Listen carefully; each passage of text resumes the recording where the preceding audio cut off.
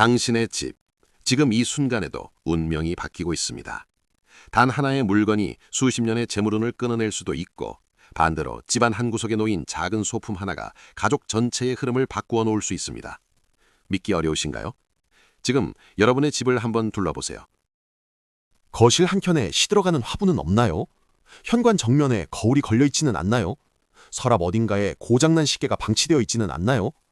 풍수지리와 사주명리학은 수천 년의 역사를 통해 하나의 공통된 진실을 말해왔습니다. 우리가 사는 공간은 단순한 거주지가 아니라 기운이 흐르는 살아있는 유기체라는 것입니다. 오늘 집안에 두면 망하는 물건과 흥하는 부적의 기묘하고 놀라운 세계로 여러분을 안내합니다. 풍수지리, 이것은 단순한 미신이 아닙니다. 후삼국 시대부터 연구되어 온 이 학문은 산과 물의 형세, 방위와 기운의 흐름을 인간의 기륭화복에 연결시킨 동양의 자연 철학입니다. 그리고 사주명리학은 사람이 태어난 연월일시, 즉 4개의 기둥인 사주팔자를 통해 그 사람의 타고난 오행기운을 분석하는 학문입니다. 이 둘이 만나는 지점이 바로 오늘 이야기의 핵심입니다. 풍수는 공간의 기운을 다루고 사주는 사람의 기운을 다룹니다. 그 두 기운이 조화를 이루면 흥하고 충돌하면 망한다는 것이 이 두 학문의 공통된 가르침입니다. 먼저 집안에 두면 망한다고 알려진 물건들을 살펴보겠습니다. 첫 번째, 드라이 플라워입니다. 요즘 인테리어 소품으로 인기 있는 드라이 플라워. 과연 집에 부어도 괜찮을까요? 풍수지리학에서는 드라이 플라워를 명백한 금기 물건으로 분류합니다. 꽃은 살아있을 때 양기를 발산하며 공간에 생명력을 불어넣습니다. 그러나 말려서 죽은 꽃은 음기의 결정체가 됩니다. 산 사람의 생기를 서서히 빼앗아가는 것이 드라이 플라워의 진짜 얼굴입니다. 실제로 드라이 플라워는 눈에 보이지 않는 작은 벌레의 서식지가 되기도 합니다. 아름다운 겉모습 뒤에 숨어 집안의 기운을 잠식하는 드라이 플라워. 지금 당장 치워야 할 이유가 충분합니다. 두 번째, 현관 정면의 거울입니다. 현관문을 열었을 때 바로 보이는 거울, 집이 넓어 보이는 효과 때문에 많이들 두지만 풍수적으로는 최악의 배치입니다. 현관은 외부의 좋은 기운이 집 안으로 들어오는 관문입니다. 그런데 그 정면에 거울을 두면 어떻게 될까요? 들어오려던 행운이 거울에 반사되어 그대로 밖으로 튕겨나갑니다. 풍수 전문가들은 이를 복을 되돌다 보내는 배치라고 설명합니다. 또한 거울은 들어오는 사람의 기운을 빼앗는다고도 합니다. 거울은 2대, 현관 좌측 혹은 우측 벽면에 비스듬히 배치하는 것이 원칙입니다. 세 번째, 고장난 시계입니다. 멈춰버린 시계, 추억이 담겨 있어서 버리지 못하는 분들이 많습니다. 하지만 풍수에서 고장난 시계는 멈춰버린 기운의 상징입니다. 시간이 멈추면 기운도 멈춥니다. 재물도, 건강도, 관계도 모두 정체됩니다. 사주 명리학적으로도 마찬가지입니다. 흐르지 않는 기운은 부패합니다. 목화토금수 오행은 끊임없이 순환해야 합니다. 고장난 시계는 그 순환을 차단하는 결정적인 방해물입니다. 고장났다면 고치거나 즉시 처분하십시오. 네 번째, 깨진 그릇과 유리 제품입니다. 금이 간 컵, 이가 나간 접시, 깨진 유리잔, 아직 사용할 수 있다고 서랍 안에 넣어두는 분들이 많습니다. 풍수에서 깨진 물건은 흐트러진 기운의 상징입니다. 관계의 균열, 재물의 누수, 가족 간의 틈을 상징하는 물건들입니다. 사주에서 음양은 반드시 짝을 갖추어야 합니다. 깨진 물건은 그 짝을 잃은 불완전한 존재입니다. 사용하지 않더라도 집안에 존재하는 것만으로 공간의 기운을 흐트립니다. 아까워도 과감히 버려야 합니다. 다섯 번째, 선인장과 가시 있는 식물입니다. 선인장은 강한 생명력으로 사랑받는 식물이지만 풍수적으로는 논란의 여지가 있습니다. 뾰족하고 날카로운 가시는 살기, 즉 날카로운 나쁜 기운을 발산한다고 알려져 있습니다. 특히 침실이나 거실같이 사람이 오래 머무는 공간에 두면 가족 간의 갈등이나 건강 문제를 불러온다는 견해가 있습니다. 풍수 전문가들은 실내 식물은 잎이 넓고 둥근 관엽식물을 권장합니다. 가시가 있는 식물은 베란다나 창문 밖, 외부에 배치하는 것이 현명합니다. 여섯 번째, 드러난 칼과 날카로운 도구입니다. 부엌에서 칼꽂이에 날을 드러낸 채 보관하는 경우가 많습니다. 날카로운 날이 항상 노출된 상태는 풍수적으로 재물운을 해치고 가족의 건강을 위협한다고 봅니다. 이는 단순히 신체 안전 문제만이 아닙니다. 날카로운 물건이 발산하는 기운이 공간 전체에 영향을 미칩니다. 조리도구는 반드시 날이 보이지 않게 서랍이나 수납함에 보관하는 습관이 필요합니다.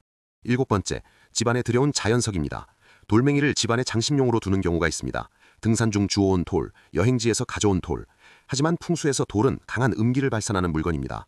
자연에 있어야 할 것이 실내에 들어오면 그 음기가 공간에 퍼집니다. 특히 묘지나 사찰, 오래된 터에서 가져온 돌은 절대 금기입니다. 자연석을 실내에 두고 싶다면 반드시 풍수 전문가와 상담 후 결정하는 것이 바람직합니다. 8번째, 과도한 인형입니다. 봉제 인형이나 캐릭터 인형을 너무 많이 모아두는 것도 풍수적으로는 경고 대상입니다. 인형은 사람의 형상을 띠고 있어 기운을 빨아들인다고 봅니다. 특히 연애운과 결혼운에 나쁜 영향을 미친다고 알려져 있습니다. 짝을 이루어야 할 운명의 자리에 수많은 인형들이 그 자리를 차지하게 된다는 해석입니다. 인형은 몇 개로 한정하고 깨끗하게 관리하며 정돈된 상태로 두는 것이 중요합니다. 이제 반대로 집안에 두면 흥한다는 물건들을 살펴보겠습니다. 첫 번째 행운의 물건, 잎이 넓고 둥근 관엽식물입니다. 바키라, 떡갈나무, 스파티필럼 등 잎이 넓고 둥근 식물은 풍수 인테리어의 대표 아이템입니다. 이런 식물들은 집안의 나쁜 기운을 중화시키고 양기를 공급합니다. 특히 현관 오른쪽에 두면 재물운이 상승한다고 전해집니다. 관엽식물은 미세먼지를 제거하는 실질적인 효능도 있어 건강에도 이롭습니다. 단, 식물은 살아있어야 그 효과가 있습니다. 시들거나 죽은 식물은 즉시 교체하거나 처분해야 합니다. 두 번째, 흐르는 물과 어항입니다. 물은 풍수에서 재물의 상징입니다. 잔잔하게 흐르는 물은 끊임없이 재물이 유입되는 기운을 만들어냅니다. 현관이나 거실 동쪽에 어항을 두면 재물운이 크게 상승한다고 합니다. 단, 파도가 치는 격렬한 물의 이미지는 오히려 불안정함을 상징하므로 주의가 필요합니다. 잔잔한 호수나 강이 그려진 그림도 같은 효과를 발휘합니다. 세 번째, 황금색과 노란색 소품입니다. 서쪽에 노란색 소품이나 가구를 배치하면 금전운이 상승한다는 것이 풍수의 가르침입니다. 황금색은 오행 중 금의 기운을 상징합니다. 금의 기운은 재물과 직결되어 있습니다. 황금 두껍이나 황금빛 장식품을 현관 쪽에 두는 것도 예로부터 재물을 불러들이는 민간 풍습으로 전해져 왔습니다. 단, 사주에서 금이 과다한 사람은 오히려 역효과가 날 수 있으니 주의가 필요합니다. 네 번째, 전통 부적의 세계입니다. 부적은 단순한 미신의 산물이 아닙니다. 한국민족 문화 대백과사전에 따르면 부적은 사용 목적에 따라 크게 두 가지로 나뉩니다. 첫째는 좋은 것을 증가시켜 소원을 성취하는 부적이고, 둘째는 사악함과 애군을 물리치는 부적입니다. 전통 부적은 노란색 창호지에 경면주사로 특정 문양을 그려 만듭니다. 경면주사는 붉은 빛을 내는 광물로 예로부터 사악한 기운을 물리치는 신성한 재료로 여겨졌습니다. 부적을 쓸 때는 정신이 흩어져서는 안 되며 단숨에 내려 써야 한다는 엄격한 규칙이 있습니다. 다섯 번째, 소콧두레와 전통 벽사 물건들입니다. 현관에 소콧두레를 걸어두면 애군을 내쫓고 복을 불러들인다는 믿음이 있습니다. 이사를 할 때 현관에 콧두레를 걸어두는 풍습은 농경사회부터 이어져 내려온 전통입니다. 부지런한 소의 기운을 집안에 들여 모든 일이 잘 풀리기를 바라는 마음이 담겨 있습니다. 또한 현관에 어종의 물고기 소품을 걸어두면 눈을 감지 않는 물고기가 집안에 들어오는 애군을 막아준다고 합니다. 종을 현관에 걸어두면 따뜻한 양기가 가득하여 좋은 기운을 불러온다는 믿음도 있습니다. 여섯 번째, 그림과 미술작품의 선택입니다. 집안에 걸린 그림 하나도 풍수적으로 중요합니다.